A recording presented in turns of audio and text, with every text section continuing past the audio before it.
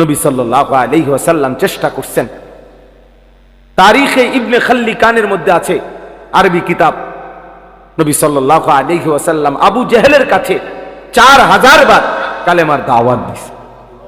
4000, 4000 শুধু আবু জেহেলকে কালেমার দাওয়াত দিয়েছে। এক ফিকির ছিল, কিভাবে আমার একটা উম্মত বাইচা যাবে, কিভাবে আমার একটা উম্মত জাহান্নাম থেকে বাঁচবে, আল্লাহকে পেয়ে যাবে। একজনের ফিকির করছে, 10 জনের ফিকিরও করছে, কখনো একজনের কাছে, কখনো 10 জনের কাছে, আবার কখনো 1.25 লক্ষ সাহাবীর সামনেও নবীজি কথা বলছেন। কবি আরশ পর, কবি ফরশ পর, কবি উনকে দর, কবি দর বদর, গমে आशिकी तेरा शुक्रिया मैं कहां कहां से गुजर गया, कभी हो रास्तू में तन्हा, कभी हो गुरूदे सहरा, मैं जुनू का हम सफर हो, मेरा कोई घर नहीं है।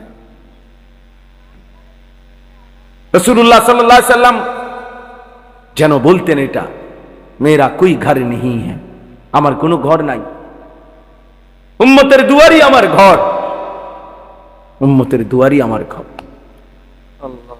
কবি হো রাস্তু মে তন্হা, কখনো রাস্তায় আমি একাকী ঘুরছি, আল্লাহর কথা ফেরি করছি, কখনো শূন্য মরুভূমিতে একাই হাঁটছি, উম্মতের জন্যই চোখের পানি ফেলছি,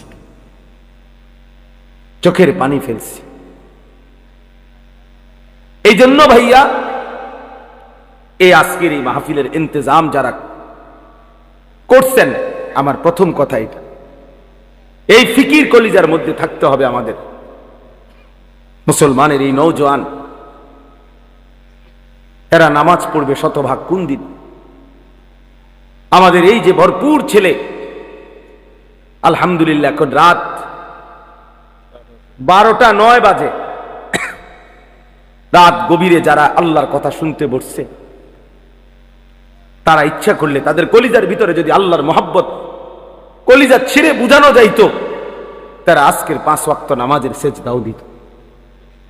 কিন্তু প্রিয় বন্ধু, তোমরা ইনসাফ করো, অনেক ছেলে তোমরা আলহামদুলিল্লাহ এত রাত বসছো, এক মৌলবীর বয়ান শুনতা, কিন্তু এমন অনেকেই আছো যারা আজকের সারা দিনে 5 ওয়াক্ত নামাজের 1 ওয়াক্ত নামাজও পড়ো নাই। হায় বন্ধু, আমার দোস্ত, আমার সন্তান, আমার ছেলে, আমার ছোট ভাই, তুমি করলাটা কি? কারে নারাজ করলা? কারে নারাজ করলা? কেমনে পারলা? কেমনে সম্ভব হইল এই বেনামাজি জিন্দিগি? এশার নামাজও পড়লা না,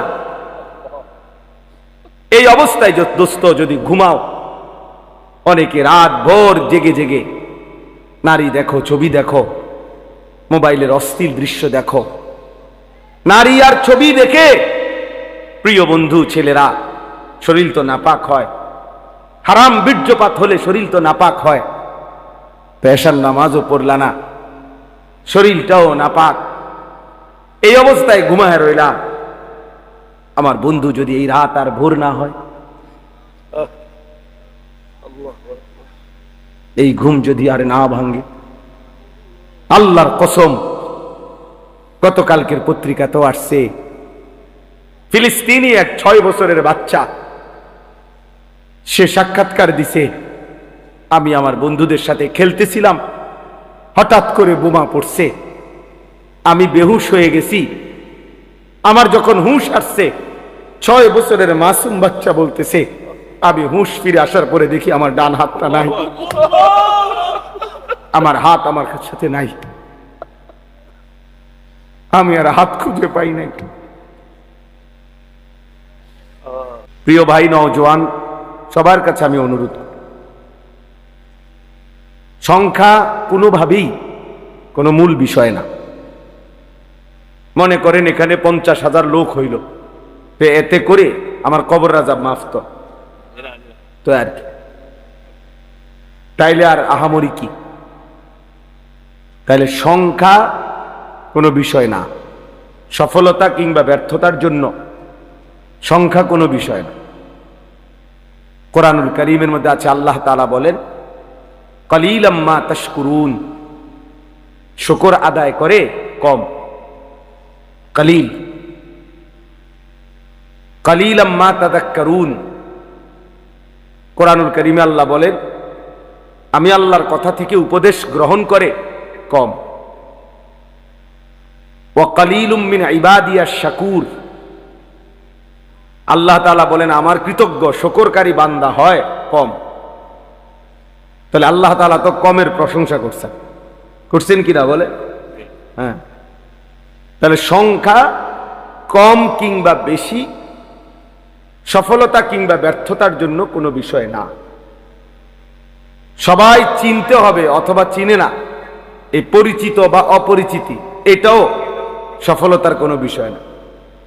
সবাই চিনলে সফল, সবাই না চিনলে ব্যর্থ, এমন কথা কোরআন সুন্নায় নাই। এটা ইসলামী দৃষ্টিভঙ্গি না। মনে করেন এই কোরআনুল কারীমের মধ্যে 25 জন নবী এবং রাসূলের নাম আছে। কতজন? তাহলে এখন 25 জন নবী এবং রাসূলের নাম আছে। পৃথিবীর অন্যান্য সমস্ত কিতাব একত্র করলে আরো কিছু নবী রাসূলের নাম পাওয়া যাবে। আচ্ছা, ধরে নিলাম আরো 100, ধরে নিলাম আরো 200, ধরে নিলাম আরো 300, এত হবে না। তাইলে বাকি নবী রাসূলদের এখন সংখ্যা আমাদের সবাই আমরা মিলে বলি যে 25 জন নবী এবং রাসূলের নাম কোরআনে উল্লেখ হয়েছে। তো নবী এবং রাসূল সর্বমোট 25 জনই তো 1,24,000 এই বর্ণনাটিকে যদি ধরা হয়, এই রাওয়ায়াতটাকে যদি ধরা হয়, তো আসমানের নিচে জমিনের উপরে একেবারে যদি বাড়ি চালানো দেয়, তারপরেও তো 1000 খানিক নবী এবং রাসূলের নাম পাওয়া যাবে না। তাইলে বাকি যে এই লক্ষের উপরে নবী এবং রাসূলদের নাম পৃথিবীর কোনো কিতাবে নাই, কেউ জানে না, তাইলে ওনারা ব্যর্থ বলো না ভাইয়া? তাইলে কি হলো? সবাই চিনতে হবে সফলতার জন্য, এটা জরুরি না, এটা জরুরি না। রাসূলুল্লাহ সাল্লাল্লাহু আলাইহি ওয়াসাল্লাম আরাফাতের ময়দানে বিদায় হজ্জে তিনি যখন ভাষণ দিছেন, খুতবা দিছেন, তখন 1.25 লক্ষ সাহাবী নবীজির সামনে ছিল হজ্জের ময়দানে। 1.25 লাখ সাহাবী মানে 1,25,000। তাহলে আরো কিছু কম বেশ হইতে পারে। এখন গোটা পৃথিবীর কোন কিতাবে এই 1.25 লক্ষ সাহাবীর নাম আসেনি, নাই। 313 জন বদরি সাহাবীর নাম, বদরের যুদ্ধের অংশগ্রহণকারী, ওনাদের নাম একসাথে পাওয়া যায়। আর আলাদা আরো সাহাবীদের নাম কিছু পাওয়া যাবে।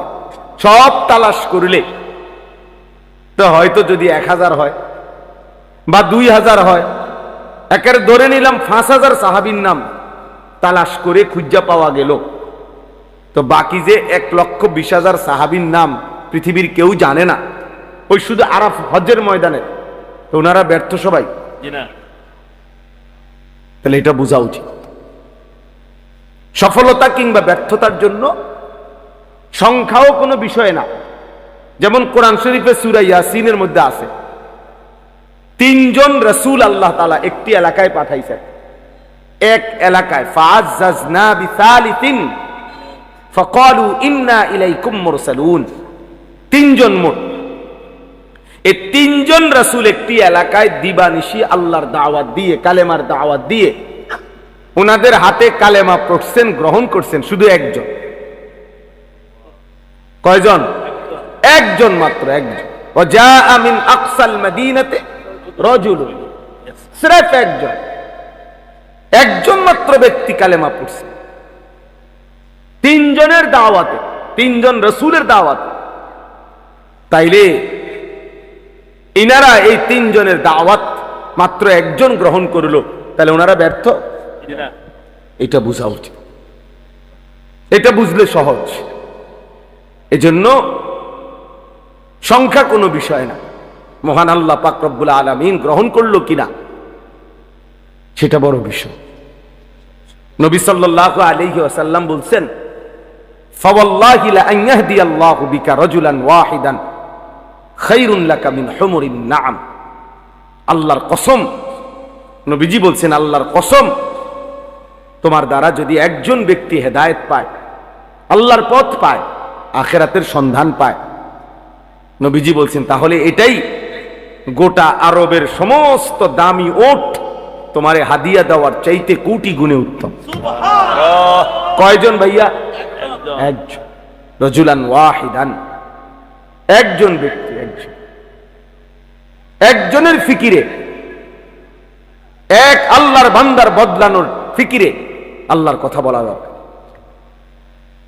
আমাদের যেখানে এখানে যারা উঠতি বয়সের কোন ইমাম সাহেব আছেন, আপনাদের জন্য এটা সবক।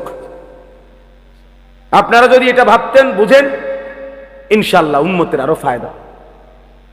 নওজোয়ান আলেম যারা উঠতি বয়সের, তাদের জন্য এটা সবক। আমি ওয়াজ করলে শুনবে কয়জন? হ্যাঁ, আমার ওয়াজ শুনবে কয়জন? না, এটা তো আপনারা বলে নাই, আপনার তো কোনো সংখ্যা বাইদা দেয় নাই কোরআন সুন্নাতে যে 50 জনের কম হইলে ওয়াজ শুরু করবে না, সাবধান, কবিরা গুনাহ। কথা বলেন না কেন? 48 জন হইলেও কি করবে না? না, সাবধান, মাইকে হু দিবা না। এমন কোন বিধান আছে? তাইলে আল্লাহর কথা বলতে থাকা, আল্লাহর জন্য বলতে থাকা, অল্প হোক বেশি হোক, সারাক্ষণ উম্মতের ফিকির করা। আমাদের দাওয়াত ও তাবলীগের বিশ্ববিখ্যাত মুরব্বী হযরত মাওলানা আহমদ লাট সাহেব দামাত বারাকাতুহুমুল আলিয়া, তিনি বলছেন রাসূলুল্লাহ সাল্লাল্লাহু আলাইহি ওয়াসাল্লাম এবং সাহাবায়ে কেরামের প্রত্যেকের দিলের মধ্যে এই ফিকির ছিল কিভাবে আল্লাহ পাকের এক এক বান্দা জাহান্নাম থেকে মুক্তি পাবে, জাহান্নাম থেকে মুক্তি পাবে। দোস্ত, এটা ছিল নবীজির ফিকির, এটা ছিল সাহাবায়ে কেরামের ফিকির। একজন আল্লাহর বান্দা কিভাবে বেঁচে যাবে। নবী সাল্লাল্লাহু আলাইহি ওয়াসাল্লাম বলছেন, ওয়া আনা আখিযুন বিহুজাজিকুম। এটা আমি বুঝাইতে হবে, এটা তরজমা। তরজমা বুঝাইবার জন্য এইভাবে বুঝাই। আমি যদি আমার এই দোস্ত আবু হানিফ ভাই ও আমরা সাথী, ব্রাহ্মণবাড়িয়া দারুল আরকাম মাদ্রাসা, আমরা একসাথে পড়ছি, অনেক মহব্বতের দোস্ত আমার। তো আমি দেখতেছি যে এখানে আগুনের মধ্যে সে নিজে ঝাঁপ দিতে চাচ্ছে, পড়তে চাচ্ছে। তো আমি তার হাত ধরে বললাম, দোস্ত, ওইটা আগুন, তুমি যাইও না, মানে তুমি জ্বলে যাইবা। সে আমার ইচ্ছা করলে উনি আমার হাত ধরে রাখলে ছেড়া দিতে পারে। ছাড় বেটা, আমি যাবই, তোর কি? ঠিক আছে, হতে পারে। এবার আমি কাঁধে ধরলাম, কাঁধে হাত দিয়ে বললাম, দোস্ত না, তুমি ওই আগুনে যাইও না, তুমি জ্বলে যাইবা, তুমি ক্ষতিগ্রস্ত হবা, আমি বন্ধু তোমারে যাইতে দেব না। এবারও ইচ্ছা করিলে কাঁধের হাত সে ছাড়াই দিতে পারে, কাঁধের থেকে হাত নামাই দিতে পারে, সর বেটা, আমি যাবই। আচ্ছা, এইবার যদি আমি এইভাবে কোমরে জড়াইয়া ধরি, কোমরে, যে না দোস্ত, আমি তোরে যাইতে দেব না, ওই আগুনে পড়তে দেব না, তাইলে ছেলেরা, বাবা তোমরা শোনো, তাইলে নিয়ম কি? হাতের বাঁধন ছেড়ে দেওয়া যায়, কাঁধের থেকে হাত ফেলে দেওয়া যায়, কিন্তু কোমরে যদি কেউ জড়াইয়া ধরে, এখান থেকে ছুটে যাওয়া কঠিন কিনা? কথা বলেন না? অনেক কঠিন। খোদার কসম, নবী বলছে, ওয়া আনা আখিযুন বিহুজাজিকুম। উম্মত, আমি চেয়েছি আমার একটা একটা উম্মতকে এভাবে কোমরে জড়াইয়া ধরে জাহান্নামের আগুন থেকে বাঁচাই। আমি এটা চেয়েছি, আমার এক এক উম্মত তবুও যেন জাহান্নাম থেকে বেঁচে যায়, জাহান্নাম থেকে বেঁচে। এজন্য নবী সাল্লাল্লাহু আলাইহি সাল্লাম দুয়ারে দুয়ারে ঘুরছেন, দাঁড়ে দাঁড়ে ঘুরছেন, কালেমার ফেরি করছেন, কালেমার ফেরি করছেন, কখনো উপরে কখনো নিচে, কখনো হাটে ঘাটে, মাঠে বাজারে, মেলায়, তাবুতে তাবুতে, প্রত্যেক অবস্থায় পাথর মারছে, তবুও কালেমার দাওয়াত দিছে। ধাক্কা দিছে, তবুও নবী সাল্লাল্লাহু আলাইহি সাল্লাম কালেমার দাওয়াত দিছে। আবু জেহেল উটের পচা নারী বুড়ি পিঠের উপরে চাপায় দিছে, তবুও কালেমার দাওয়াত দিছে। তায়েফের পাথরের আঘাতে সারা দেহ রক্তে রঞ্জিত করে দিছে। এই রক্ত মাখা দেহ নিয়েও হাত তুলে উম্মতের জন্য বদদোয়া করে নাই, বলছে আয় মাওলা মাফ করে দেন। ওরা বুঝে নাই, ওরা বুঝে নাই, ওরা আমারে চেনে নাই। আল্লাহুম্মা গফির লিকওমি ফাইন্নাহুম লা ইয়ালামুন, আল্লাহ আমার জাতিকে মাফ করে দেন। ওরা বুঝে নাই, ওরা চিনে নাই, ওরা চিনতে পারে নাই। এইভাবে দোস্ত ছেলেরা, বাবারা, নবী সাল্লাল্লাহু আলাইহি ওয়াসাল্লাম চেষ্টা করছেন। তারিখে ইবনে খাল্লিকানের মধ্যে আছে, আরবি কিতাব, নবী সাল্লাল্লাহু আলাইহি ওয়াসাল্লাম আবু জেহেলের কাছে 4000 বার কালেমার দাওয়াত দিয়েছে। 4000, 4000 শুধু আবু জেহেলকে কালেমার দাওয়াত দিয়েছে। এক ফিকির ছিল, কিভাবে আমার একটা উম্মত বাইচা যাবে, কিভাবে আমার একটা উম্মত জাহান্নাম থেকে বাঁচবে, আল্লাহকে পেয়ে যাবে। একজনের ফিকির করছে, 10 জনের ফিকিরও করছে। কখনো একজনের কাছে, কখনো 10 জনের কাছে, আবার কখনো 1.25 লক্ষ সাহাবীর সামনেও নবীজি কথা বলছে, কথা বলছেন। কবি আরশ পর, কবি ফরশ পর, কবি উনকে দর, কবি দর বদর, গমে आशिकी तेरा शुक्रिया मैं कहां कहां से गुजर गया, कभी हो रास्तू में तन्हा, कभी हो गुरूदे सहरा, मैं जुनू का हम सफर हो, मेरा कोई घर नहीं है। रसूलुल्लाह सल्लल्लाहु अलैहि वसल्लम যেন বলতেন এটা, মেরা কোই ঘর নেই হ্যাঁ, আমার কোনো ঘর নাই, উম্মতের দুয়ারই আমার ঘর, উম্মতের দুয়ারই আমার ঘর। কবি হো রাস্তু মে তন্হা, কখনো রাস্তায় আমি একাকী ঘুরছি, আল্লাহর কথা ফেরি করছি। কখনো শূন্য মরুভূমিতে একাই হাঁটছি, উম্মতের জন্যই চোখের পানি ফেলছি, চোখের পানি ফেলছি। এই জন্য ভাইয়া, এই আজকের এই মাহফিলের ইন্তজাম যারা করছেন, আমার প্রথম কথা এটা, এই ফিকির কলিজার মধ্যে থাকতে হবে আমাদের। মুসলমানের এই নওজোয়ান, এরা নামাজ পড়বে শতভাগ কোন দিন? আমাদের এই যে ভরপুর ছেলে, আলহামদুলিল্লাহ, এখন রাত 12টা 9 বাজে, রাত গভীরে যারা আল্লাহর কথা শুনতে বসছে, তারা ইচ্ছা করলে তাদের কলিজার ভিতরে যদি আল্লাহর মহব্বত কলিজা ছিঁড়ে বুঝানো যাইতো, তারা আজকের 5 ওয়াক্ত নামাজের সেজদাও দিত। কিন্তু প্রিয় বন্ধু, তোমরা ইনসাফ করো, অনেক ছেলে তোমরা আলহামদুলিল্লাহ এত রাত বসছো, এক মৌলবীর বয়ান শুনতা, কিন্তু এমন অনেকেই আছো যারা আজকের সারা দিনে 5 ওয়াক্ত নামাজের 1 ওয়াক্ত নামাজও পড়ো নাই। হায় বন্ধু, আমার দোস্ত, আমার সন্তান, আমার ছেলে, আমার ছোট ভাই, তুমি করলাটা কি? কারে নারাজ করলা? কারে নারাজ করলা? কেমনে পারলা? কেমনে সম্ভব হইল এই বেনামাজি জিন্দিগি? এশার নামাজও পড়লা না,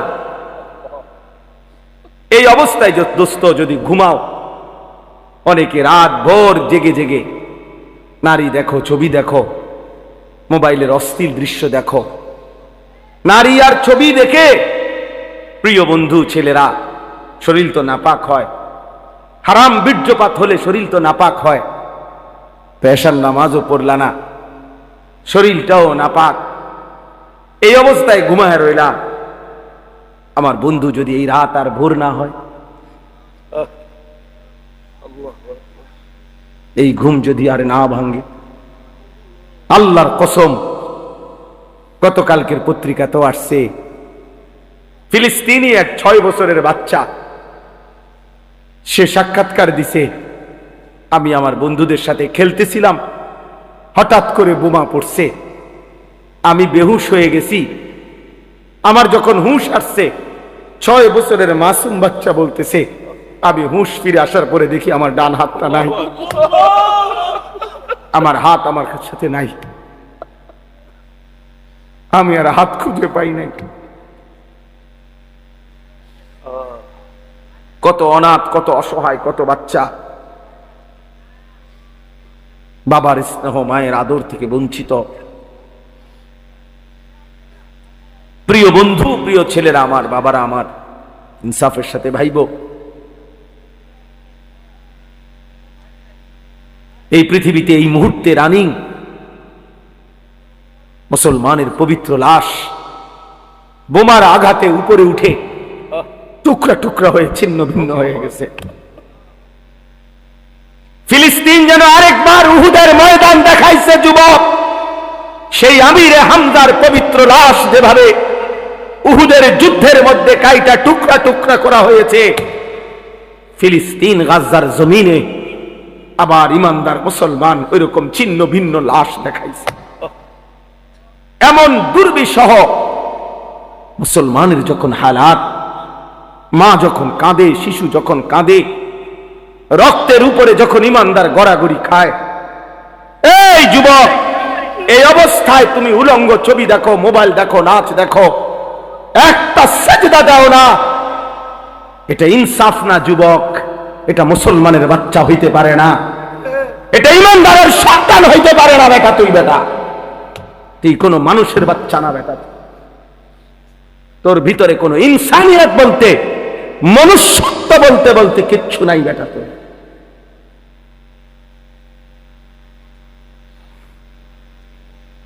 ওই জানোয়ার তোর চাইতে ভালো। বেটা তুমি মুমিনের রক্ত দেখো নাই? তুমি মজলুমের আহাজারি শোনো না? ওমা লাকুম লা তুকাতিলুনা ফি সাবিলিল্লাহ ওয়াল মুস্তাদাফিনা মিনার রিজাল ওয়ান নিসাই ওয়াল বিলদান আল্লাযীনা ইয়াকুলুনা রাব্বানা আখরিজনা মিন হাযিহিল ক্বরিয়াতিয যালিমি আহলুহা। আল্লাহ বলে, তোমাদের কি হলো? তোমরা কেন আল্লাহর রাস্তায় জীবন দিচ্ছ না, জিহাদ করছো না? অথচ দুর্বল পুরুষ, শিশু, বৃদ্ধা, নারী, বাচ্চা চিৎকার করে বলছে আর আল্লাহকে ডাকছে, মাওলা জালেমের এই জমিন থেকে আমাদেরকে রক্ষা করো মাওলা। ফিলিস্তিনি মা আহাজারি করছে, বোন আহাজারি করছে, ছেলে আহাজারি করছে, 6 বছরের মাসুম বাচ্চাও কাঁদতেছে। কোন কান্না, কোন চোখের পানি, কোন রক্ত, শহীদের কোন লাশ তোমাদের যাদের কলিজার মধ্যে একটু বিবেক নাড়াইল না। তোমরা কেমন মানুষ বলো ভাই? ইনসাফ করো, ইনসাফ করো, রহম করো দোস্ত, রহম করো। ছেলেরা এত অসভ্যতা মানা। এই ছেলে, নামো নামো এখান থেকে বেটা, ফালতু কোথাকার বেটা।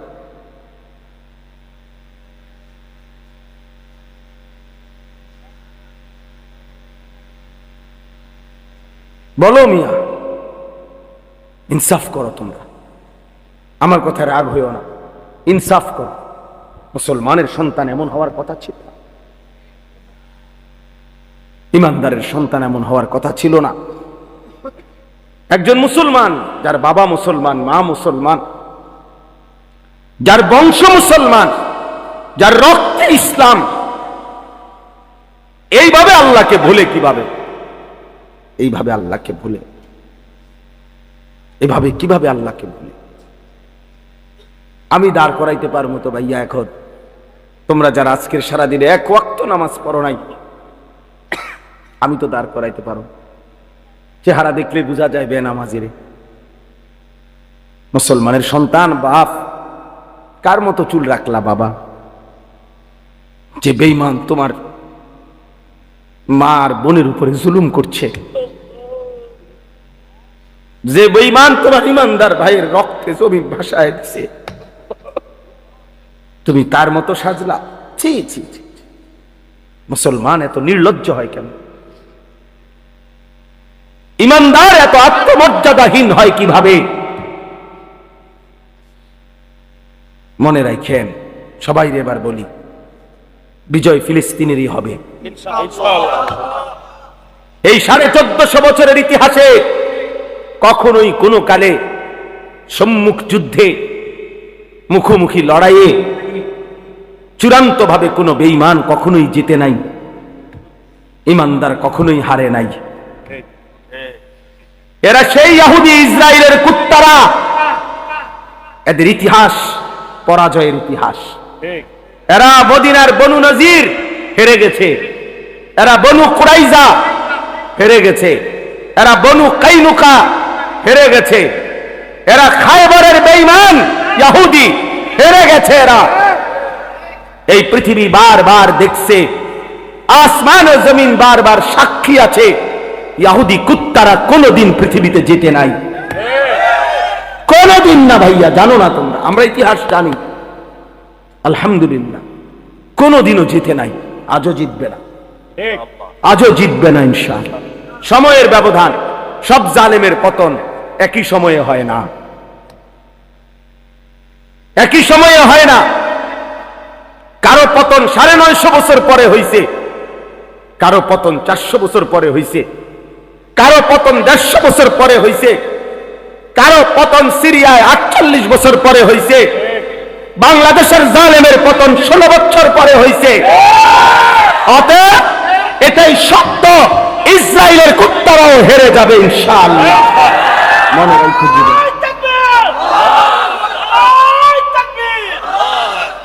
এতে কোনো সন্দেহ নাই, এতে কোনো সন্দেহ নাই। কিন্তু দেখার বিষয় হলো আল্লাহ তাআলা ঈমানের বিজয় দিবে, ঈমানের বিজয় দিবে। ফিলিস্তিন হারে নাই, মাটির নিচে হাজার হাজার মুজাহিদ অক্ষত আছে, মুজাহিদ জেগে আছে, ঈমানদার জেগে আছে। অতএব যুদ্ধের চূড়ান্ত ফয়সালা মুমিনের বিজয়, ফিলিস্তিনের বিজয়। কিন্তু দেখার বিষয় হলো আল্লাহর দ্বীনের জন্য তুমি কাজে লাগলা কিনা। বিজয় আল্লাহ করাবেনি, বিজয় হবেই হবে, কোনো সন্দেহ নাই ইনশাআল্লাহ। তো তুমি ইসলামের জন্য কাজে লাগলা কিনা। আমার যুবক তুমি নষ্ট হইও না, আমার নওজোয়ান তুমি নষ্ট হইও না। আমি এইমাত্র বলছি, আজকে আমাদের পূর্বপুরুষ, আলহামদুলিল্লাহ আমাদের দাদারা বাবারা, আমাদের জেনারেশন, আমরা যারা 40-45 বছরের বয়সী, আমাদের পূর্বপুরুষ দাদা বাবা আকসারি দিনদার ছিল, 3 পুরুষ দিনদার ছিল।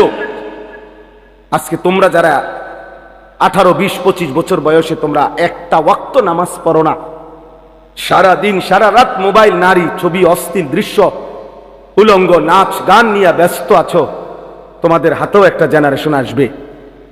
আল্লাহ চাহে তো ইনশাআল্লাহ তোমরাও বিয়ে করবা, আল্লাহ দিলে তোমাদেরও বাচ্চা সন্তান হবে।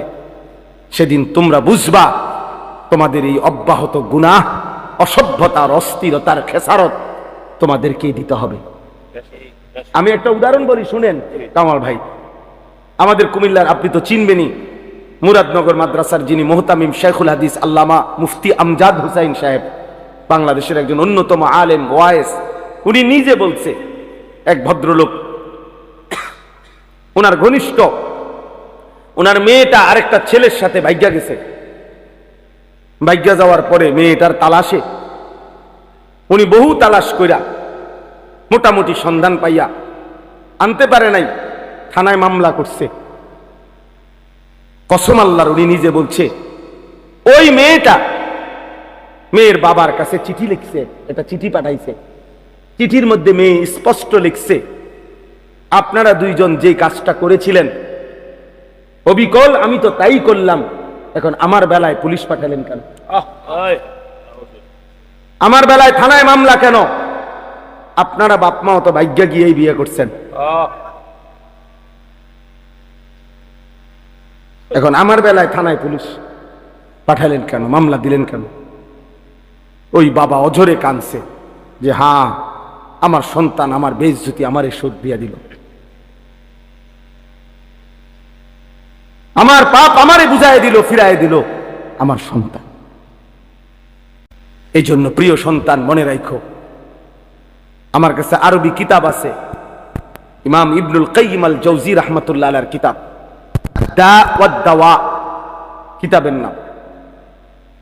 এই কিতাব রোগ এবং তার ঔষধ, গুনাহের ব্যাপারে, অনেক গুনার ব্যাপারে উনি আলোচনা করছেন। তো ওইখানে জিনা ব্যভিচার, নারীর সাথে অসভ্যতা অশ্লীলতার ব্যাপারে যে আলোচনা করছেন, ওইখানে একটা বাণী আছে, আমি দাগ দিয়ে রাখছি। ইমাম শাফিঈ রাহমাতুল্লাহি আলাইহি বলছে, বিশ্ববিখ্যাত ইমাম, 4 মাযহাবের একজন ইমাম, হানাফি শাফিঈ আমরা বলি না, এই ইমাম শাফিঈ রাহমাতুল্লাহি আলাইহির একটা বাণী, উনি বলছেন আয-যিনা কারজুন। ইমাম শাফিঈ রাহমাতুল্লাহি আলাইহি বলছে, যুবক ছেলেরা বাবা শোনো, উনি বলছে জিনা এবং ব্যভিচার এটা করজ, এটা ঋণ। ঋণ যেমন সুদ দিতে হয়, তোমার এই অসভ্যতা ব্যভিচার তোমার ফ্যামিলির কাউকে না কাউকে দিয়ে সুদ দিতে হবে। আল্লাহর কসম, তোমার যদি বিশ্বাস না হয় এই কিতাব আমি দেখাবো, এবং এই কিতাবের বাংলা অনুবাদও আছে। তোমারে সুদ দিতে হবে। যদি তওবা না করে ফিরে না আসে, আর আল্লাহ যদি মাফ না করে, তাহলে এটার কি দিতে হবে? সুদ। এটা ঋণ। আয-যিনা কারজুন, জিনা এবং ব্যভিচার কর্জ, ঋণ। ঋণ। অতএব দোস্ত আমার, বন্ধু আমার, প্রিয় সাথী আমার, মজলুমের দিকে আরেকবার তাকাও, ইমানদারের খণ্ড বিখণ্ড লাশের দিকে আবার তাকাও, গাজা ফিলিস্তিনের মজলুম মার দিকে আবার তাকাও, আরেকবার নিজের দিকে তাকাও। এমন মুহূর্তে একজন মুসলমান সন্তান এমন করা, নামাজ নাই, সেজদা নাই, আল্লাহ নাই, রসুল নাই, এগুলো কার মতো তোমরা চুল রাখলা? কারে তোমাদের প্রিয় মানাইরা?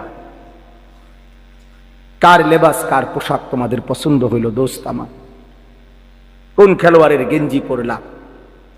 সে মুসলমান? আর্জেন্টিনার খেলোয়াড় মুসলমান, ব্রাজিলের খেলোয়াড় মুসলমান, তো সে তোমার পছন্দ হলো কেন? মেসি তোমার প্রিয় হবে কেন? এ তো পত্রিকা আসছে, ওর 2টা বাচ্চা হওয়ার পরে, যে মহিলার থেকে 2টা বাচ্চা হয়েছে, তার 9 বছর পরে ওই মহিলারে বিয়ে করছে 2টা বাচ্চা লইয়া।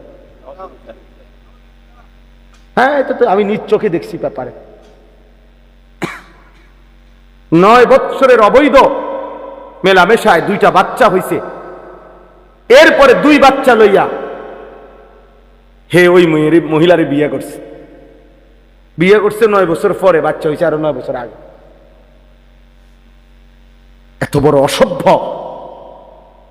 কোন মুসলমানের সন্তানের মডেল হইতে পারে? তো তোমার চুল তার মতো হবে কেন? সামান্য বিবেকও কি থাকবে না মিয়া? বলো। হাইসো না বাপ, হাইসলে মনে রাখো তুমি প্রতিবন্ধী, মূলত তোমার তার সিরা। এই জন্য কোনো কথাই তোমার উপরে আসর করে না, কারণ মাতাল এমনই হয়, যার তার সিরা পাগল, সে সব কথাই হাসে, কারণ তার তো তার সিরা নাই। তো বিবেকের দংশন থাকা উচিত, নাই তো বিবেকের মধ্যে একটু অনুশোচনা আসা উচিত যে আমার কি করণীয় এই মুহূর্তে পৃথিবীতে। 1948 সালে ব্রিটিশ এই ফিলিস্তিন ভূখণ্ডের তাদের অধিকার ছেড়ে দিছিল। 1948 সালে ইসরায়েলের এই বেঈমানরা অবৈধভাবে তাদের এই রাষ্ট্র ঘোষণা দিয়ে সেদিন থেকে মুসলমানদের উপরে ফিলিস্তিনে জুলুম শুরু করেছে। আমার ভাই, আজকে 77 বছর। কসম আল্লাহ, তুমি এখন ক্যালকুলেটর লাগাও, 1948 থেকে 2025, 77 বছর এক টানা মজলুম ফিলিস্তিনি রক্ত দিচ্ছে, জীবন দিচ্ছে। 1947 ইংরেজিতে ব্রিটিশ যখন এই ভারতীয় উপমহাদেশ থেকে চলে যায়, তখন র্যাডক্লিফ, ব্রিটিশ একজন গবেষক, সে এই দেশ মানে এই ভারতের হিন্দুস্তানের মানচিত্র আইকা দিছিল, এক অংশে হিন্দুস্তান, এক অংশে পাকিস্তান। কিন্তু কাশ্মীর সংখ্যাগরিষ্ঠ মুসলমানের একটা এলাকা, ওইটার কোনো সমাধান দিয়া যায় নাই তারা। এটা কোন অংশে? এই 47-এর পর থেকে আজকে 78 বছর এক টানা কাশ্মীরের মুসলমান কলিজার খুন দিচ্ছে, রক্ত দিচ্ছে, আজও তারা স্বাধীনতা পায় না। 78 বছর ধরে, 1947 থেকে 2025। 1964 ইংরেজিতে সর্বপ্রথম রোহিঙ্গার মুসলমানরা জুলুমের শিকার হয়েছে, শুরু হয়েছে। এই সামরিক সরকার, জান্তা সরকার তাদের উপরে জুলুম শুরু করছে। আজকে বরাবর 61 বছর, 2025 সাল 64 থেকে। প্রিয় বন্ধু, 61 বছরেও রোহিঙ্গা মুসলমানরা তাদের আজাদি পায় নাই, তারা তাদের জমিনের মালিকানা বুঝে পায় নাই। এজন্য আমার দোস্ত, ইনসাফের সাথে ভাইব। একবার যদি পিছলা খাও, আরেকবার দাঁড়াইতে কষ্ট হয়ে যাবে। একবার যদি পাও পিছলে পড়ে যাই, আরেকবার দাঁড়াইতে কষ্ট হবে। তাহলে 77 বছর মুসলিম ফিলিস্তিনি মার খাবে, 78 বছর কাশ্মীরে রক্ত ঝরবে, 61 বছর টানা রোহিঙ্গা রক্ত ঝরবে, আর তোমার উপরে আমার উপরে কখনোই কোনো মুসিবত আসবে না, এমন কাগজপত্র গ্যারান্টি করা আছে তো? বলো না, একটা ছেলে বলো। তাইলে বাবা তুমি কেমনে আরো নিশ্চিন্ত হয়ে গেলা? তুমি এমন নিরাপদ হয়ে গেলা কিভাবে যে তোমার এক ওয়াক্ত নামাজ নাই, সেজদা নাই, আল্লাহ নাই, রাসূল নাই, হালাল হারামের কোনো পাক নাফাকের কোনো ভাগ ধারণা। একটা মোটরসাইকেল জিন্দিগি, একটা মোবাইল জিন্দিগি, একটা নারীর সাথে প্রেম, এটাই জীবন। চুলের ফ্যাশন, এটাই জীবন বানায় ফেলছো। বন্ধুদের সাথে অসৎ আড্ডা, কিছু অশ্লীল বিশ্রী বাজে কথাবার্তা, নিজেদের মধ্যে অসভ্য নোংরা কথাবার্তা, এটাকেই জীবনের আনন্দ, হাসি খুশি বানাই। অসভ্যতা আনন্দ হয় কেমনে ভাইয়া? প্রিয় ভাই বলো, কোন কোন কিতাবে লিখছে, কোন বইতে লিখছে, কোন ডিকশনারিতে যে নোংরামিটা আনন্দ, অসভ্যতা আনন্দ? তুমি একটা মেয়ের পিছনে ঘুরলা, এটা তো অসভ্যতা, এটা তো আনন্দ না। তুমি উলঙ্গ ছবি দেখলা, এটা তো নোংরামি, এটা তো আনন্দ হইতে পারে না। অশ্লীলতা তো পৃথিবীর কোনো ভাষায়, কোনো দেশে, কোনো ধর্মে অশ্লীলতাকে আনন্দ বলে না, অসভ্যতাকে আনন্দ বলে না। অতএব ইনসাফ করো। মূলত দিল মরে গেছে যার, আখিরাত ভুলে গেছে যে, ইনসানের কাতার থেকে যে নিজেকে বিচ্ছিন্ন করেছে, জন্তু এবং জানোয়ারের খাতায় যে নিজের নাম লেখাইছে, অসভ্যতার, অস্থিরতা, আল্লাহকে ভুলে থাকা একমাত্র তার পক্ষে সম্ভব। এবার আমি কোরআন থেকে বলি, কোরআনুল কারীমের সূরা আরাফের মধ্যে আছে স্পষ্ট, আল্লাহ তাআলা বলেছেন, ওয়াত্তাবাআ হাওয়াহু ফামাসালুহু কামাসালিল কালব। আল্লাহর কসম, কোরআনের আয়াত। আল্লাহ বলছে, মনের ইচ্ছা মতো যে চলে, আমার মনে যা চায় আমি তাই করব। ওয়াত্তাবাআ হাওয়াহু, যে তার নফসের মনের চাহিদার অনুসরণ করে। কিসের আল্লাহ, কিসের রাসূল, কিসের কোরআন? বাদ দেবে ডায়েরি হুজুরদের এসব কথা, বাদ। আমার মনে যা চাই তাই করব। চুল আমার ইচ্ছা মতো, জামা আমার ইচ্ছা মতো, পোশাক আমার ইচ্ছা মতো, মন চাইলে খাড়াইয়া মুতলাম, মন চাইলে বইয়া মুতলাম, মন চাইলে মানুষের মেয়েরে বিরক্ত করলাম, মন চাইলে সারা রাত উলঙ্গ ছবি দেখলাম, যা ইচ্ছা তাই করলাম। আমার বাবার সম্মান, মার সম্মান, কিচ্ছুর আমার কোনো পরোয়া নাই। আল্লাহর কসম, কোরআনে আল্লাহ বলছে, এমন জীবন যার, তার দৃষ্টান্ত কামাসালিল কালব, কুত্তার মতো, কুত্তার মতো, কুত্তার মতো। এই নাফরমান, এই জিন্দেগি কুত্তার জিন্দেগি, কুত্তার জিন্দেগি। এজন্য বেনামাজ জীবনে রাখিস, তোর জিন্দেগি কুত্তার জীবন। সেজদাবিহীন যুবক, মনে রাখিস তোর জীবন কুত্তার জীবন। সারা রাত উলঙ্গ ছবি দেখো যারা, নারী ছবি, মোবাইলের অস্থির দৃশ্য, মনে রাখিস বেটা তোর জীবন কামাসালিল কুত্তার জীবন বেটা, আল্লাহ, জানোয়ারের জীবন বেটা। এই একবার সুযোগ পাইছি, একবারই বললাম, আরেকবার আসতে হবে জরুরি না, আরেকবার আসার কোনো প্রয়োজন নেই। আর যদি না বাঁচি, আরেকবার যদি বলার সুযোগ না পাই, একবারই বললাম। প্রিয় বন্ধু, ফিরে আসো। প্রিয় নওজওয়ান মুসলমানের এই বিপদে তুমি না দাঁড়াইলে কে দাঁড়াবে? আমাদের মালিককে যদি আমরা ডাক না দেই, আমাদের উপরে সাহায্য কেমনে আসবে? আমাদের মনিবের কাছে যদি আমরা কাঁদি না কাঁদি, আমাদের বিজয় আসবে কিভাবে? আমাদের প্রিয় নবী সাল্লাল্লাহু আলাইহি ওয়াসাল্লাম, এবার রাসূলুল্লাহ সাল্লাল্লাহু আলাইহি ওয়াসাল্লামের জিন্দেগি শুনেন। সবাই শুনতেছেন? ছেলেরা, বাপ, তোমরা শুনতেছো? বাপ, ভাবতে শিখো ভাইয়া। যত ধমকেই দেই, যত শক্ত কথাই বললাম, দোস্ত, আল্লাহর কসম আমি এই বুক চিরে দেখাবো আমি তোমারে ভালোবাসি। আমার জিন্দেগি ছেলেদের জন্য, নওজওয়ানের জন্য, আমার জিন্দেগি, এটা আমার সাধনা, এটা আমার মেহনত, এটা আমার ফিকির আমার।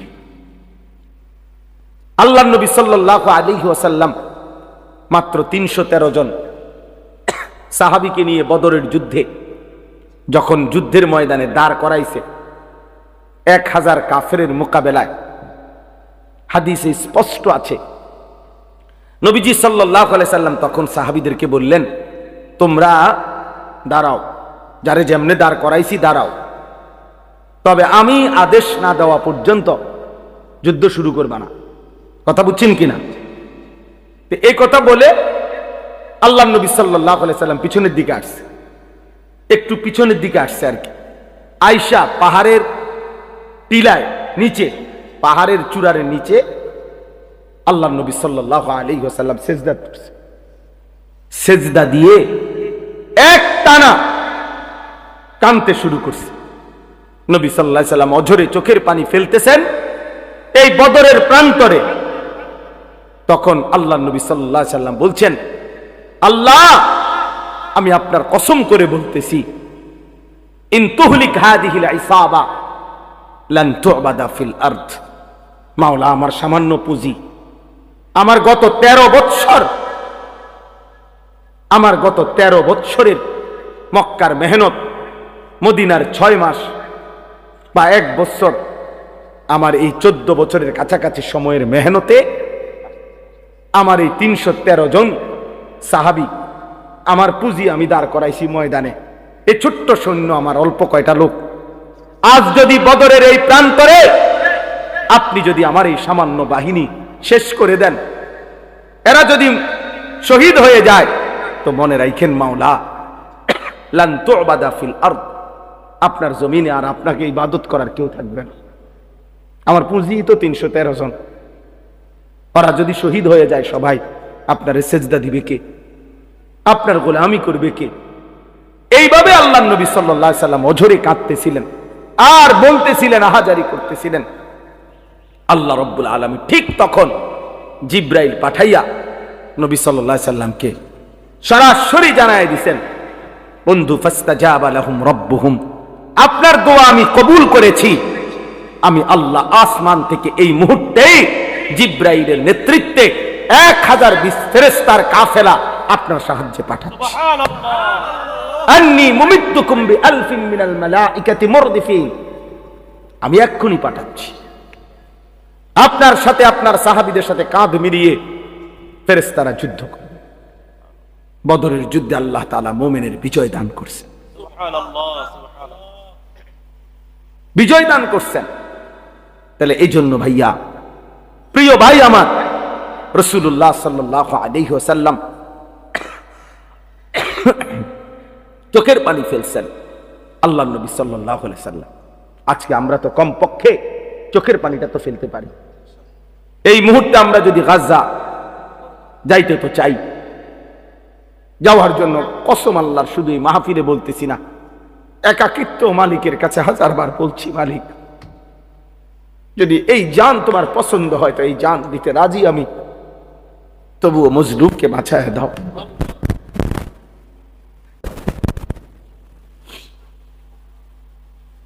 যে সারা বাংলাদেশ ব্যাপী যখন মিছিল হয়েছে আমাদের, সবাই আমরা মিছিল করছি আলহামদুলিল্লাহ, আমরাও মিছিলে গেছি, আমরাও মিছিল। আমার ছোট ছেলে, আমার 2 ছেলে, আমার বড় ছেলে 13 বছর, ওরে আমি সাথে নিছি। তো আমার 7 বছরের ছোট ছেলে, এই যে আমাদের সারা দেশ একসাথে যে মিছিল করলাম আমরা,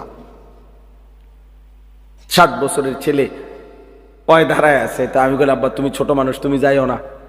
আলহামদুলিল্লাহ, মালিকের দয়া, আমার বিবি হয় আমারে বলতেছে যে আমার পক্ষ থেকে আমি আমার ছোট ছেলের দিলাম, কসম আল্লাহ, বলছে ওরও নিয়ে যাও, এটা আমি আমার পক্ষ থেকে দিলাম। অতএব আমি এই মাত্র বলছি, রাসূলুল্লাহ সাল্লাল্লাহু আলাইহি সাল্লামের একজন মহিলা সাহাবী হযরত আয়েশা রাদিয়াল্লাহু তাআলা আনহার বড় বোন হযরত আসমা রাদিয়াল্লাহু তাআলা আনহা, ওনার ছেলে ছিলেন আব্দুল্লাহ ইবনে জুবায়ের রাদিয়াল্লাহু তাআলা আনহু, বিখ্যাত সাহাবী। সর্বশেষ উনি যখন হাজ্জাজ ইবনে ইউসুফের বিরুদ্ধে যুদ্ধ করার জন্য বের হইতেছিল, শেষবারের মতো দুশমনের মোকাবেলায় যুদ্ধে যাওয়ার সময় ওনার আম্মা এই আসমা হযরত আবু বকর সিদ্দিক রাদিয়াল্লাহু তাআলা আনহুর মেয়ে, উনি তখন 90 ঊর্ধ্ব বয়স, উনি চোখে দেখতেন না, অন্ধ হয়ে গেছিলেন। এই মহিলা আসমা আবু বকর রাদিয়াল্লাহু তাআলা আনহুর কন্যা, মানে আয়েশা রাদিয়াল্লাহু তাআলা আনহার বোন। তো আব্দুল্লাহ ইবনে জুবায়ের ওনার ছেলে, উনি যুদ্ধে যাবে, শেষবারের মতো মার কাছে আসছে বিদায় নিতে। মা রে আয়েশা বলছে, মা আমার এই শেষবারের মতো দোয়া করে দাও, আমি শহীদ হওয়ার জন্য দুশমনের মোকাবেলায় যাচ্ছি। তো মা তো চোখে দেখে না, আমরা নিজে উর্দু কিতাবে পড়ছি, উনি কাছে আসছে, মা উনারে কাছে আসতে কইছে। তো কাছে আসছে, আর হযরতে আসমা চোখে দেখেন, আমি হাত বাড়াইছে ছেলের গায়ে দোয়া করার জন্য, হাত লাগাইয়েই হাত সরাই ফেলছে। সাথে সাথে হযরত আব্দুল্লাহ ইবনে জুবায়ের অবাক হয়ে গেছে যে আমার মা আমার গায়ের থেকে হাত সরাই ফেললো কেন। ওনার আম্মা আসমা 90 বছরের ঊর্ধ্বে যার বয়স, মুসলিম নারী, সেই মা বলতেছে, আব্দুল্লাহ তুমি না শহীদ হওয়ার জন্য যুদ্ধে যাচ্ছ বললা? বলছে, হ মা, শহীদ হওয়ার জন্যই তো যাচ্ছি। হযরত আসমা বলছে, তাহলে সন্তান আমার লোহার বর্ম গায়ে দিলা কেন? লোহার পোশাক গায়ে দিলা কেন? যদি বলো শহীদ হবা, তাহলে গায়ে লোহার পোশাক পরলা কেন? তুমি না বলে শহীদ হবা, খোয় পোশাক, আল্লাহর জন্য জান দিয়ে দাও। তো পোশাক খুলে ফেলছে উনি। এরপরে খালি জামায়, শুধু স্বাভাবিক জামা দিয়ে যুদ্ধ করে হযরত আব্দুল্লাহ ইবনে জুবায়ের শাহাদাত বরণ করছে। আরো শুনো যুবক, আমি উর্দু কিতাবে এই ঘটনাও পড়ছি। আল্লাহর নবী সাল্লাল্লাহু আলাইহি সাল্লামের একজন সাহাবী ছিল হাবিব ইবনে যায়েদ, হাবিব ওনার নাম। নবী সাল্লাল্লাহু আলাইহি সাল্লামের এই সাহাবীকে একজন মিথ্যা নবী দাবিদার, সর্বপ্রথম যে নিজেকে মিথ্যুক নবী দাবি করছিল নবী সাল্লাল্লাহু আলাইহি সাল্লামের ইন্তেকালের কয়েকদিন আগে, তার নাম হলো মুসাইলামা, মুসাইলামাতুল কাজ্জাব। তখন নবীজি তখন জীবিত, একেবারে লাস্ট টাইম। এই সময় সে নিজেকে মিথ্যা নবী দাবি করছিল। এই মিথ্যুকের অনুসারী যে কয়েকজন, তারা ঘটনাচক্রে এই রাসূলুল্লাহ সাল্লাল্লাহু আলাইহি সাল্লামের মাত্র 16 থেকে 17 বছর বয়সী হাবিব ইবনে যায়েদ এই সাহাবীকে বন্দী করছে, আটকাইয়া ফেলছিল। আটকাইয়া যখন মুসাইলামা ওই মিথ্যুক ভণ্ড নবী দাবিদারের কাছে আনছে, তো ওই বেঈমান মুসাইলামা ওনার এই সাহাবী হাবিবকে, সুন্দর চেহারা, 17 বছরের ছেলে, নবীজির সাহাবী, ওনাকে বলছে, হাবিব তুমি একবারের জন্য শুধু বলো আমি মুসাইলামা আল্লাহর নবী। তখন হযরত হাবিব বলছে, আল্লাহর কসম, আশহাদু আন্না মুহাম্মাদান রাসূলুল্লাহ ওয়া আনতা কাদ্দাব, আমি সাক্ষ্য দিচ্ছি মুহাম্মদ সাল্লাল্লাহু আলাইহি সাল্লাম তিনি আল্লাহর রাসূল, আর তুই মিথ্যুক। কিতাবে আছে বন্ধু, এই মুসাইলামা ওনার ডান হাত কেটে ফেলে দিছে। বলছে, এবার বল। বলছে, লা আনতা কাজ্জাব বাল মুহাম্মাদুর রাসূলুল্লাহ সাল্লাল্লাহু আলাইহি সাল্লাম। বাম হাত কেটে ফেলে দিছে। বলছে, এবার বল। বলছে, লা আনতা কাজ্জাব। ডান পাও কেটে ফেলে দিছে। বলছে, এবার বল। লা আনতা কাদ্দাব, বাম পাও কেটে দিছে। উনি এবারও বলছে লা আনতা কাদ্দাব, তুই মিথ্যাবাদী। শেষ পর্যন্ত জিহ্বা টেনে ছিঁড়ে ফেলছে, শরীরটা কাইটা টুকরা টুকরা করে, খোদার কসম বুটি বুটি পিস পিস বানায় ফেলছে, গোশতের টুকরার মতো। এরপরে হযরত হাবিব ইবনে যায়েদের পবিত্র লাশকে টুকরা টুকরা করে ছিন্ন ভিন্ন করে ফেলে দিছে। আমরা ওই কিতাবে পড়ছি, ওনার এই খবর মদিনায় আসছে যে ওনারা যে এভাবে নির্মম ভাবে শহীদ করছে। তখন ওনার মা ছিল মহিলা সাহাবী, ওনার আম্মাও মহিলা সাহাবী, উম্মে আম্মারা ওনার মায়ের নাম। এই উম্মে আম্মারা তিনি ওনার কাছে আইসা লোকেরা শুনাইছে, মা তোর ছেলে হাবিব মুসাইলামার বাহিনীর হাতে শাহাদাত বরণ করছে, কিন্তু উনারে বলছে, মা তোর ছেলের মৃত্যু বড় নির্মম মৃত্যু হইছে। মুসাইলামা একটা একটা করে অঙ্গ কাইটা কাইটা টুকরা টুকরা করে একেবারে পিস পিস বানায় ফেলছে, কিন্তু তোমার সন্তান একবারের জন্য মদিনার রসুলকে অস্বীকার করে নাই, মুসাইলামাকে এক সেকেন্ডের জন্য নবী মানে নাই। বারবার তোমার সন্তান শেষ নিঃশ্বাস পর্যন্ত মদিনা ওয়ালার নাম বলে গেছে। এই তখন আমরা কিতাবে পড়ছি, ওই মহিলা, ওই সাহাবীর মা একটা চিৎকার দিয়া সবার সামনে বলছে, লিহাদাল ইয়াউম আরদাতুহু, মদিনাবাসী আল্লাহর কসম এমন একটা দিনের জন্যই আমি আমার সন্তানকে বুকের দুধ খাওয়াইছি।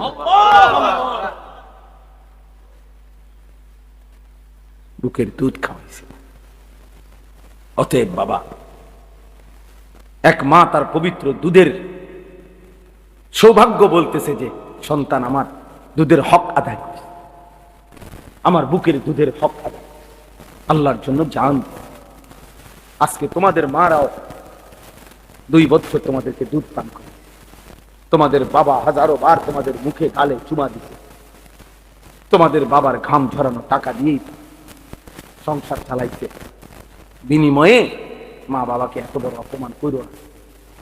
রাসূলুল্লাহ সাল্লাল্লাহু আলাইহি ওয়াসাল্লাম 23 বছরে কি পরিমাণ কাঁদছেন, তিনি কাঁদছেন। আমি প্রায় বলি এই কথাটা যে নবী সাল্লাল্লাহু আলাইহি ওয়াসাল্লাম অসংখ্য উম্মতের আমলনামা দেখে যখন দেখবে পৃষ্ঠার পর পৃষ্ঠা নামাজ নাই, রোজা নাই, হালাল হারামের কোনো অনুভূতি নাই, পাক নাফাক বলতে কিচ্ছু নাই, 30 বছর ফজরের নামাজ পড়ে না, এমন উম্মত 40 বছর কোনদিন হারাম ছাড়া হালাল খায় নাই, সুদের ব্যবসা করে গেছে 40 বছর, দাড়ি কাইটা গেছে 30 বছর, মিথ্যা বলছে, 60 বছর বয়স আমল নামায় দেখা যায় বিড়ি আর সিগারেট ছাড়া কোনো দিন বাকি নাই, গালি ছাড়া কোনো দিন নাই, নাচ গান টেলিভিশন ছাড়া কোনো রাত নাই।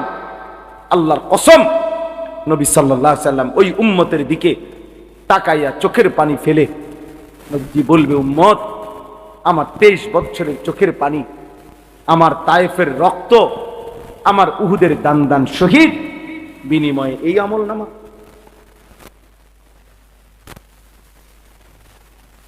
এই আমল নামা উম্মত, তুমি জানো না তায়েফে আমার এই পরিমাণ পাথর মারছে, যে পাথরের আঘাতে রক্ত ঝরতে ঝরতে আমার পায়ের জুতা পায়ের সাথে জমাট বাইধা গেছে। হযরত যায়েদ বলছে, রাসূলুল্লাহ সাল্লাল্লাহু আলাইহি ওয়াসাল্লামের জুতা মুবারক পায়ের সাথে জমাট বাইধা গেছে রক্তে। নবী জিজ্ঞেস করবে, উম্মত এতটা রক্ত ঝরাইলাম, উহুদের ময়দানে দান দান শহীদ করলাম, ক্ষুধার কষ্টে পেটে 2টা পাথর বাঁধলাম, সারা রাত দাঁড়িয়ে আম্মা জান আয়েশা রাদিয়াল্লাহু তাআলা আনহা, নবীজির স্ত্রী বলছেন, আমার ভাই আমি শেষ করে দিচ্ছি, নবীজির স্ত্রী আম্মা জান আয়েশা রাদিয়াল্লাহু তাআলা আনহা বলছেন, আমি আমার রাসূলকে দেখছি এশার নামাজের পরে একটু পরেই তিনি দাঁড়াইছে, ফজরের নামাজের আজানের আগ পর্যন্ত এক দাঁড়ানোতে, আল্লাহর কসম উম্মতের জন্য এক দাঁড়ানোতে চোখের পানি ফেলে কাঁদছে আর দোয়া করছে। হাত্তা তাওয়াররামাত কাদামাহু, 2টা পাও ফুলে ফুলে গেছে। নবী সাল্লাল্লাহু আলাইহি সাল্লাম এই আমল নামা দেখবে, দেখে বলবে, উম্মত আমার এত চোখের পানি, আমার এত কান্না, তায়েফের এত রক্ত, উহুদের দান দান শহীদ করা, পেটে পাথর বাঁধা, ক্ষুধার কষ্টের বিনিময়ে, এই বিনিময় যদি কোনো বাবা তার ছেলেকে বলে, বাপ গত 12টা বছর আমি তোরে জমি বিক্রি করছি, ভিটা বিক্রি করছি, আমার একটা হালের বলদ ছিল এটা বেচা ফেলছি, আমার একটা মোটরসাইকেল ছিল আমি এটা বিক্রি করে দিছি, তোর মায়ের কদ্দুর গহনা ছিল আমি সেই গহনাটাও বিক্রি করে গত 6 বছর তোর ঢাকা শহরে পড়ালেখার, ইউনিভার্সিটির পড়ালেখার যাবতীয় খরচ আমি বাপ দিছি, বিটাটা পর্যন্ত বিক্রি করে দিছি, বন্ধক দিয়ে দিছি, বিনিময়ে আজ 6 বছর পরে তুই এই কি ফলাফল আনলা, এখানে ফেল। এই বাপ কি কাঁদবে না তখন? কথা বলেন না কেন? তো নবী সাল্লাল্লাহু আলাইহি সাল্লাম তো জিজ্ঞেস করবে, উম্মত আমার 23 বছরের চোখের পানি, রক্ত, আমার ক্ষুধার কষ্টের বিনিময়ে এই তোমার চুল, এই তোমার পোশাক, এই তোমার আমল নামা, কি জবাব দিবেন? হ্যাঁ কি বলে?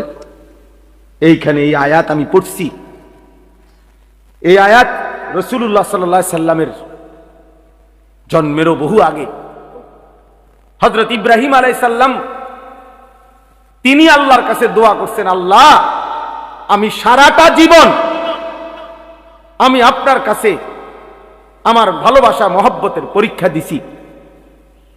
ওয়াইদিবতালা ইব্রাহিম রাব্বুহু বিকালিমাতিন ফাআতাম্মাহুন্না, আল্লাহ ইব্রাহিম আলাইহিস সালামকে বহু পরীক্ষা করছে, বহুবার, প্রত্যেক পরীক্ষায় ইব্রাহিম আলাইহিস সালাম গোল্ডেন এ প্লাস পাইছে, ফাআতাম্মাহুন্না, উত্তীর্ণ হয়েছে ইব্রাহিম আলাইহিস সালাম প্রত্যেকবার।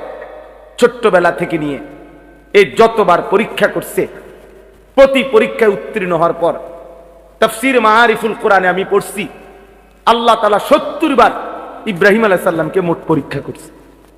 কোন বর্ণনায় আছে 40 বার, কোন বর্ণনায় আছে 30 বার। এই 70 বারের পরীক্ষায় প্রত্যেকবারে তিনি পাশ করছেন। 70 বারের পরে আল্লাহ তাআলার কাছে ইব্রাহিম আলাইহিস সালাম দোয়া করার সুযোগ পাইছিলেন, দোয়া করার, কিছু চাইবার। আল্লাহ বলছেন, ইব্রাহিম 70টা বছর তুমি, 70 বার আমি তোমারে পরীক্ষা করেছি, শেষ পর্যন্ত আপন সন্তান জবাই করতে বলছিলাম, সেটাতেও তুমি পাশ করছো, আমার ঘর বানাইতে বলছি সেটাতেও পাশ করছো, যাও ইব্রাহিম এবার কিছু আমার কাছে চাও, আমি দিমু তোমারে। ইব্রাহিম আলাইহিস সালাম তখন আল্লাহর কাছে বলছিলেন, আল্লাহ আমার জীবনের এই 70টা পরীক্ষার বিনিময়ে, সারা জীবনের আপনার কাছে আমি যা পরীক্ষা দিয়ে পাশ করছি, সবগুলো ভালো ফলাফলের বিনিময়ে আমি আপনার কাছে শুধু একটা জিনিস চাই।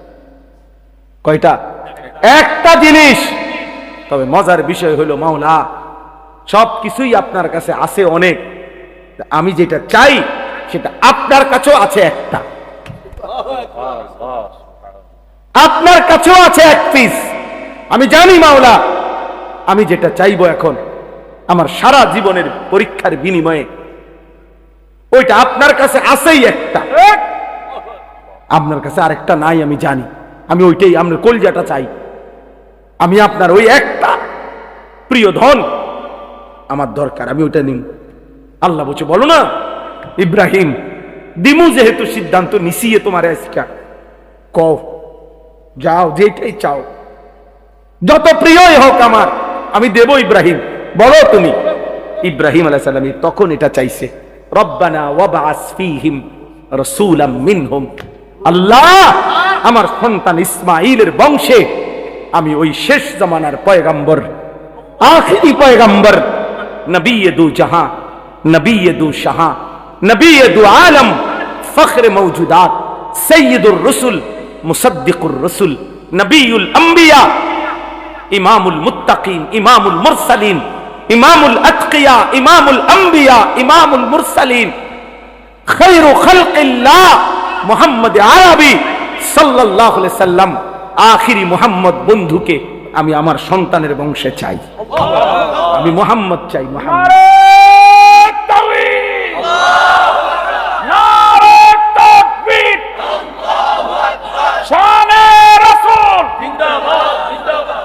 বুঝছুনি ভাইয়া, রব্বানা ওয়াবাস ফীহিম রাসূলাম মিনহুম। আল্লাহ, আমি ওই কলজাটা চাই, আমি আখিরি রাসূল চাই, শেষ পয়গম্বর চাই, আমি বন্ধু মুহাম্মদকে চাই সাল্লাল্লাহু আলাইহি ওয়াসাল্লাম। এখন নবী সাল্লাল্লাহু আলাইহি ওয়াসাল্লাম আখিরি নবী, নবী মুহাম্মদ সাল্লাল্লাহু আলাইহি ওয়াসাল্লাম মহান আল্লাহ পাকের কাছে কয়জন?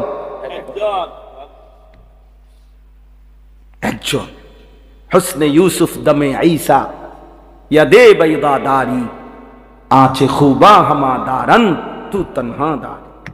আল্লামা ইকবাল বলছে, হে নবী মুহাম্মদ, ১৬ লক্ষ আম্বিয়ার, সব নবী সব রাসূলের যত গুণ, যত বৈশিষ্ট্য, যত মুআজিজা সব আলাদা আলাদা করে খুঁজে দেখছি, আপনি একা বন্ধু, আপনার মাঝে সব একসাথে খুঁজে পেয়েছি। আছে খুবা হামা দারান তু তনহা দারি।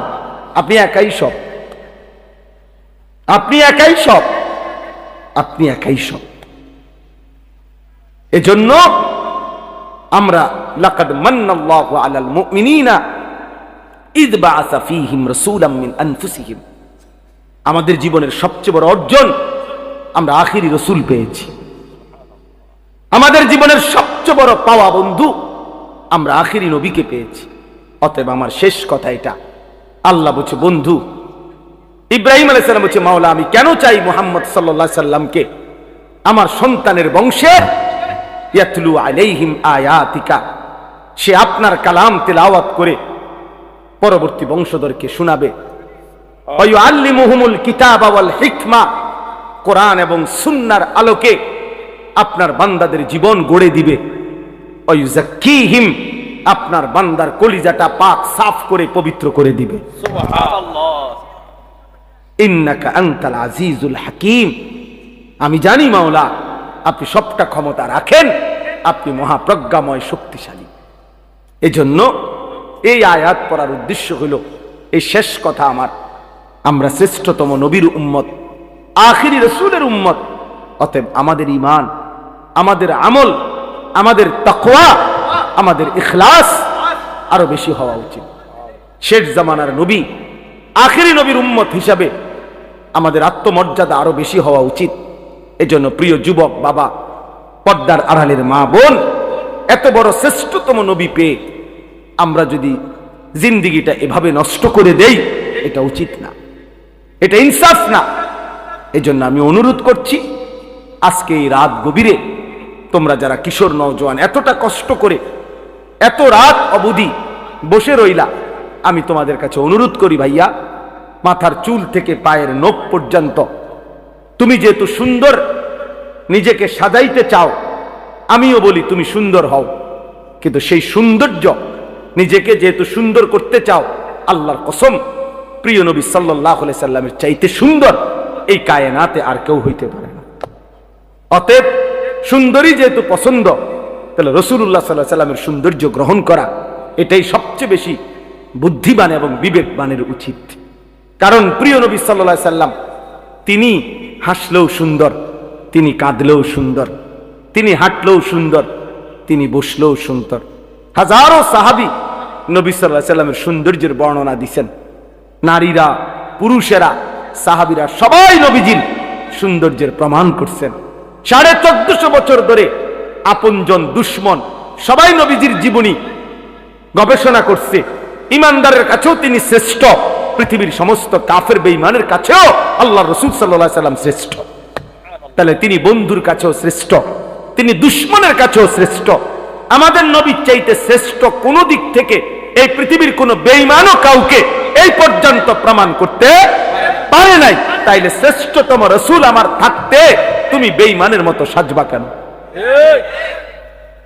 কেন তুমি সুন্নাত ছেড়ে দিবা? কেন তুমি আল্লাহর রাসূল সাল্লাল্লাহু আলাইহি সাল্লামকে ছেড়ে দিবা? অতএব একটা যুবক যদি বোঝো, আমি তোমার জন্য বললাম, আমি একজনের জন্য বললাম, একজন। আল্লাহ তাআলা আমাদের প্রত্যেককে কবুল করে নেন। ছেলেরা, বাবা, আল্লাহর ওয়াস্তে বাপ, তোমরা আখলাক সুন্দর করো, তোমরা তোমাদের এই চুল স্বাভাবিক বানাও, তোমরা দয়া করে আল্লাহর ওয়াস্তে বন্ধু এই চুল চারিদিকে সমান করে কাটো। এগুলা দাজ্জালের চুল। এই দাজ্জাল ইহুদিদের খোদা, এখানে পরিষ্কার হাদিসে আছে ভাইয়া, ইহুদিরা যাকে খোদা মনে করে সে দাজ্জাল। দাজ্জালকে। আর আল্লাহ রাসূল সাল্লাল্লাহু আলাইহি ওয়াসাল্লাম বলছে দাজ্জালের চুল হবে এলোমেলো, একেবারে বিশুদ্ধ হাদিস। স্বাভাবিকতার পরিপন্থী যত চুল এগুলা দাজ্জালের চুল। খোদার কসম, রব্বে কাবার কসম, এই মসজিদের ঘরের মালিকের কসম, আল্লাহ রাসূল সাল্লাল্লাহু আলাইহি ওয়াসাল্লাম বলছে দাজ্জালের চুল হবে স্বাভাবিকতার পরিপন্থী। এজন্য এই চুল রাখো না, এই চুল রাখো না, তুমি দুশমনের খপ্পরে পড়ে যাবা। দয়া করে ফিরে আসো, নামাজ পড়ো, 5 ওয়াক্ত নামাজ, ফজরের নামাজ পড়ার চেষ্টা করো। ইনশাআল্লাহ তোমাদের হাতেই আগামী দিনের ইসলামের বিজয় হবে। হ্যাঁ হ্যাঁ, যেই যুবকের হাতে যদি, নওজোয়ানের হাতে যদি জালেম ভাগতে পারে, নওজোয়ানের হাতে কালেমার পতাকা উড়বে ইনশাআল্লাহ। বাংলাদেশেও ইসলামের পতাকা উড়বেই ইনশাআল্লাহ। এজন্য আমি উদাত্ত আহ্বান জানিয়ে আজকের এই সুন্দর আয়োজন শেষ করলাম। আল্লাহ তাআলা আমাদের সকলকে ঈমান, আমল, তাকওয়া, রাসূলুল্লাহ সাল্লাল্লাহু আলাইহি ওয়াসাল্লামের সুন্নাতের মুহাব্বত দান করেন। আমিন। সুবহানাল্লাহি ওয়া বিহামদিহি, সুবহানাক। আলহামদুলিল্লাহ, আলহামদুলিল্লাহ। ভাই আমরা দোয়া না করে কেউ, আমরা মুনাজাত না করে কেউ উঠি। আলহামদুলিল্লাহ, আমাদের সাংবাদিক পূর্বপাড়া হাজী মোহাম্মদ জিলুল মিয়ার মা বাবা উপর বসেদের স্মরণে আজকের দোয়া মাহফিলের এ পর্যায়ে শেষ হয়েছে। এখন মুনাজাত করবেন।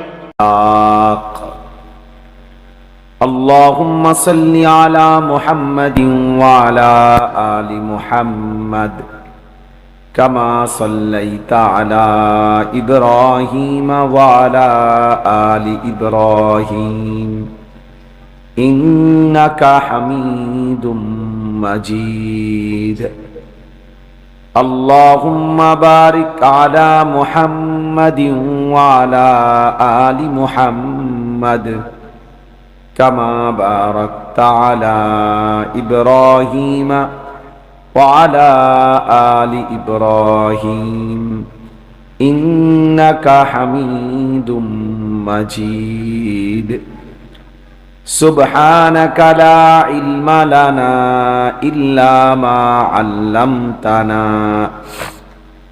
إنك أنت العليم الحكيم আলহামদুলিল্লাহ। আল্লাহ পাক রব্বুল ইজ্জাত জুল জালাল ওয়াল ইকরামের ফজল কারাম, রব্বুল আলামিনের অপরিসীম ইহসান, মেহেরবানি, দয়া, আল্লাহ তাআলা আমাদেরকে আজ 9 এপ্রিল 2025 রোজ বুধবার, কোন উপজেলা? বিবাড়িয়া জেলা কসবা উপজেলাধীন সাম্বারি পূর্বপাড়া হাজী মোহাম্মদ জিলন মিয়ার মা বাবা ও সকল কবরবাসীদের স্মরণে আজকের এই বার্ষিক ওয়াজ ও দোয়ার মাহফিলে আল্লাহ তাআলাই আমাদেরকে আসবার, বসবার, আল্লাহর জন্যই জমা হওয়ার তৌফিক দান করেছেন। এজন্য আমরা সকলেই বলি আলহামদুলিল্লাহ। সবার কাছে বিনীত অনুরোধ, রাত্রি অনেক হয়েছে, বাংলাদেশের প্রখ্যাত উলামায়ে কেরাম আজকের এই মাহফিলে আলোচনা পেশ করেছেন। আলহামদুলিল্লাহ, যথেষ্ট পরিমাণ আলোচনা হয়েছে। সবার শেষে আমি সামান্য কিছু কথাই আরজ করতে চাই। কিন্তু আমার একটা অনুরোধ, ছেলেরা তোমরা কেউ মসজিদের এই বারান্দায়, কেউ মোটরসাইকেলে, কেউ এই ভবনে, তোমরা সব কাছে আসতে হবে দয়া করে। অন্য কেউ কথা বলেন, আপনারা আপনাদের দিকে তাকান। আপনাদেরকে তো ঠিক বলতে কই নেই, ঠিক হয়েছে দেখেই তো কথাটা বলছি। ভাই তোমরা আসো, এদিকে আসো। এই ছেলে নামো এখান থেকে, সিঁড়ি থেকে নামো। ও বেটা মোটরসাইকেল থেকে নামো ভাইয়া। এই যে খামখেয়ালি করো না, কারো যদি অসুবিধা হয় চলে গেলে ভালো, আমার কোনো আপত্তি নেই। আসো, এই যে সাদা গেঞ্জি, তুমি আসো ভাই, এদিকে আসো। ওই যে মোটরসাইকেলের সাথে, তুমি সরো এনতে। ও মাশাআল্লাহ, ভাইয়া তোমরা যারা ওইখানে ওইখানে তোমরা হয় চলে যাও, নাই তো ওইদিকে ভিতরে আসো।